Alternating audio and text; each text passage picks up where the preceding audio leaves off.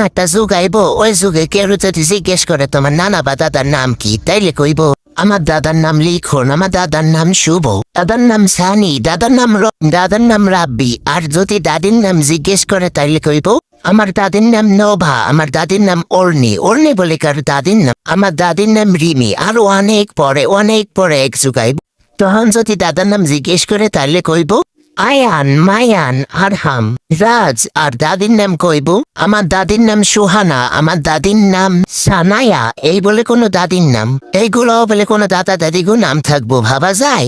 আমরা মনে করছি দাদার নাম মাথায় আইলি নেওয়াজ আলী, লিখন আলী, নানার নাম হবে হরমুজ আলী মাতবর, দাদার নাম হইব আলী একবার ব্যাপারী, সান মিয়া, হালদার, জামালউদ্দিন চকিদার। আর দাদিগো নাম সূর্যবান, নূরজাহান, মরণ বালা, করিমন বানু, জোহরা জান নিসা। এইরকম নাম হইব দাদা দাদিগো। এগুলা কি খেলে আমি ভাবি না আপনারাও ভাবেন? একটু কমেন্টে বললে যাইয়েন। আর আপনাদের দাদা দাদির কি নাম তাও একটু কমেন্ট করে জানাইয়েন।